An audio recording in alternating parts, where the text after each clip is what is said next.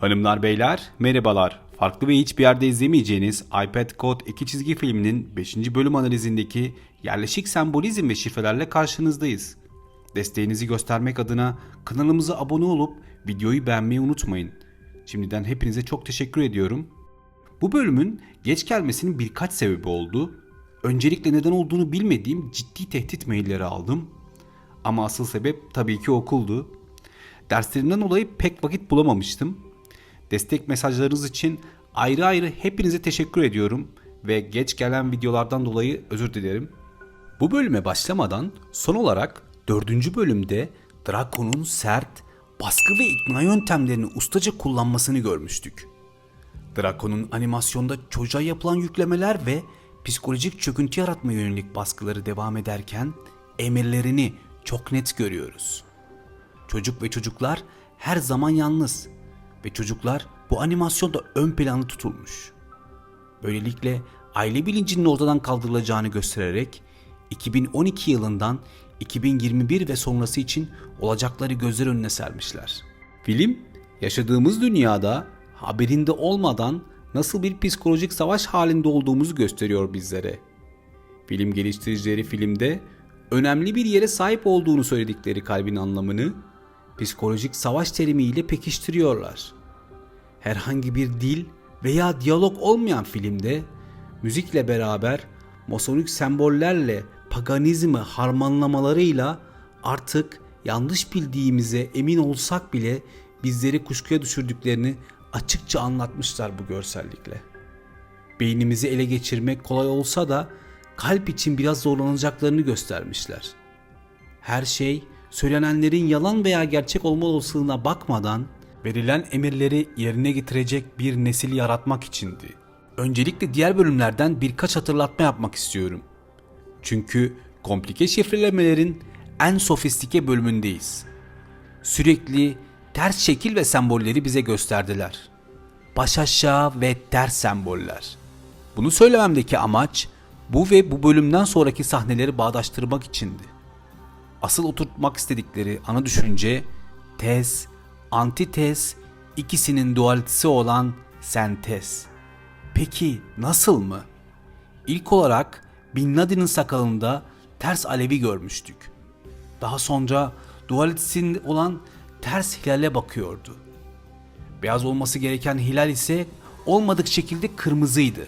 Oradaki tek göz ayrıntısını söylemiştik ek olarak. Draco yani reptilyan tenli Amerikan şeytanının parasının üzerindeki $1'da normal piramit ve masonik semboller vardır. Ancak Draco'nun sakalında piramit ters.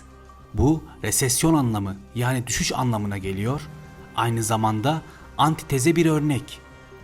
Kağıt para borsadaki düşüşüne engel olamayıp bağırıp çağırmasıyla Draco'nun dramını izleyeceğiz bu bölümde. Daha sonra ateşten yaratılmış trans halinde Christ geliyor. Kalbinden çıkan kıvılcımlar iblis için yanan bu kalbin sahte Mesih kılıfıyla bu şeytanın ilk zamanlarını işaret ediyor. Önce herkes kurtarıcı geldi diye düşünüyor ancak Amerikan $1'ındaki tezi alnına kazımışlar. Ve bu alnındaki bir çizim değil veya tatu hiç değil. Bunlar aynı amaca hizmet eden iki düşünce, aynı amaçta iki farklı yönde iki farklı şeytanı temsil ediyor bu ikili. En önemlisi ateşten yaratılmış olan bu sahte Mesih ile Müslümanlık ve Hristiyanlık dininin değer yargılarının temel taşlarıyla oynuyorlar. Şimdi çocuğun gözlerinden akan borsa, para ve piyasaları bildiren mesajların ardından parasal sistemde büyük bir yıkımın gelmesiyle birlikte geometrik çizgilere sahip 3 masonik uçak geliyor. Bu 3 masonik uçak 3 ayrı ülkeyi temsil ediyor ve bu üçü sadece bir bomba bırakıyor. Ortaklaşa yapılan bu eylemin gerçekleştiği yer bir cami.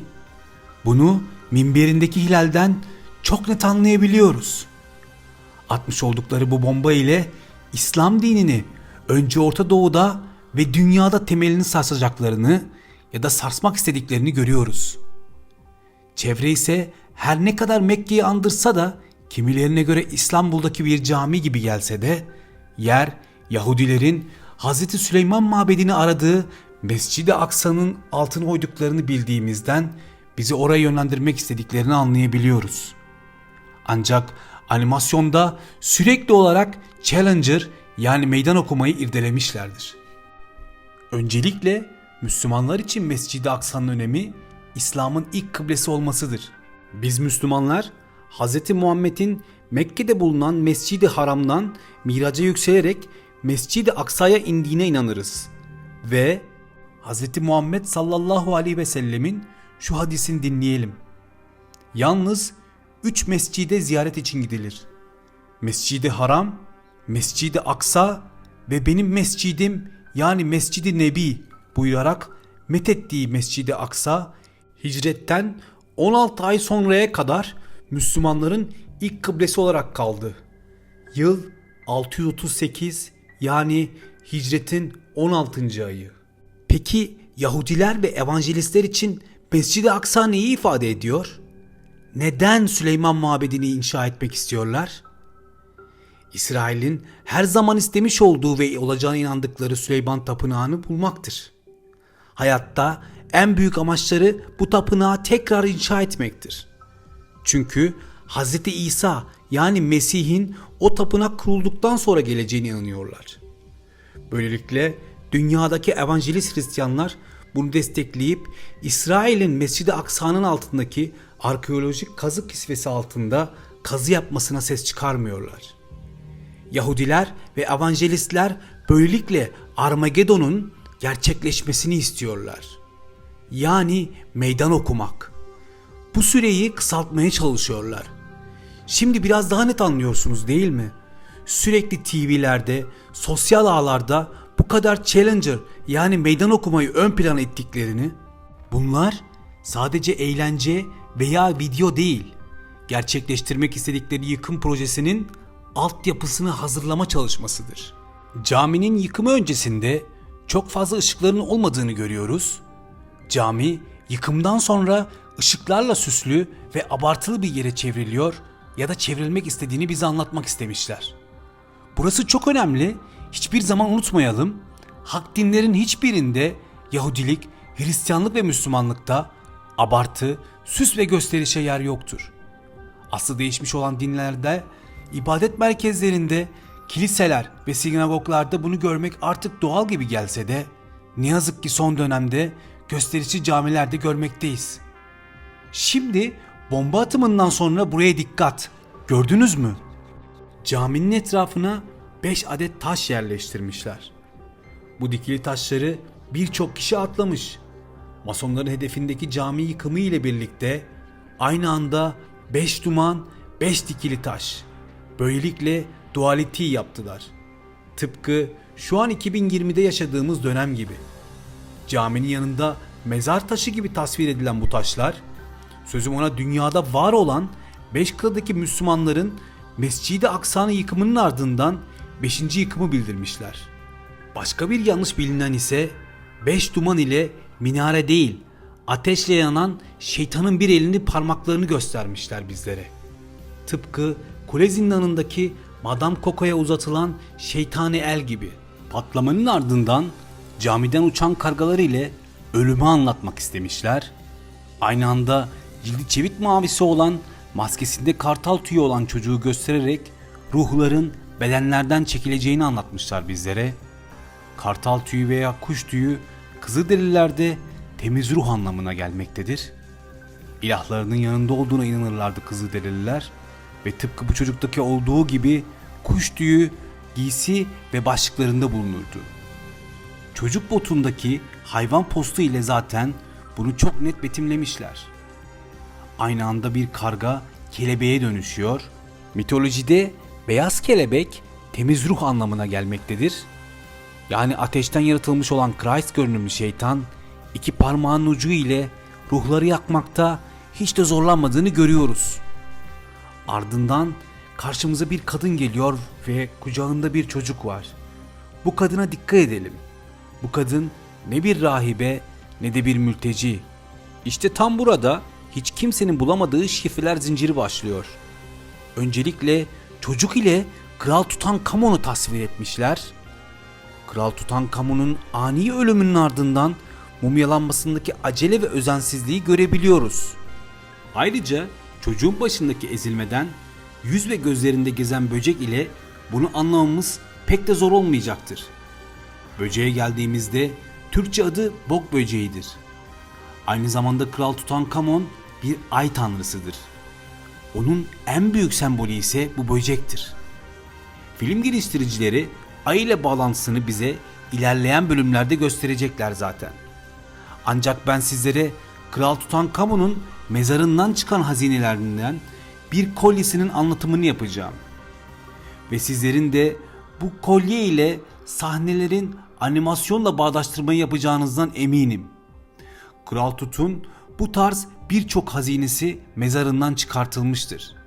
Şimdi bu kolyeye geçiyoruz. Karşımızda gördüğümüz bu kolyede yarı saydam taştan yapılmış olan bok böceğinin bir akbabanın gövdesinde olduğunu göstermişler. Renkli camda kaplanmış olan bir akbaba yani Nekhebet'in açık kanatları ve kuyruğunu görüyoruz. Kuşun bacakları sonsuzluğun sembolü olan Sen hieroglifini tutar. Aynı zamanda sağda bir demet lotus çiçeği ve solda zambak çiçeğini kavrar. Yukarıda yani güneyde Mısır sembollerini tutuyor elleriyle.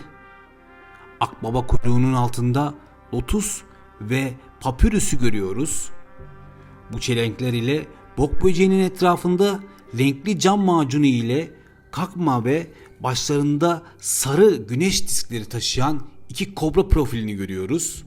Akbabanın ayaklarının altında iki tarafı kobra başının üzerinde güneş disklerinin bulunduğu iki tarafı çevrili bir veccat gözlü ince bir teknede olduğunu görüyoruz. Onların da üzerinde olan akbabanın elleriyle kaldırdığı tekne ise çakal başlı Anubis'un botu. İçerisinde Ra'nın gözü ve Tutankamon'un olduğunu görüyoruz. Tıpkı Christ'ın teknesi gibi.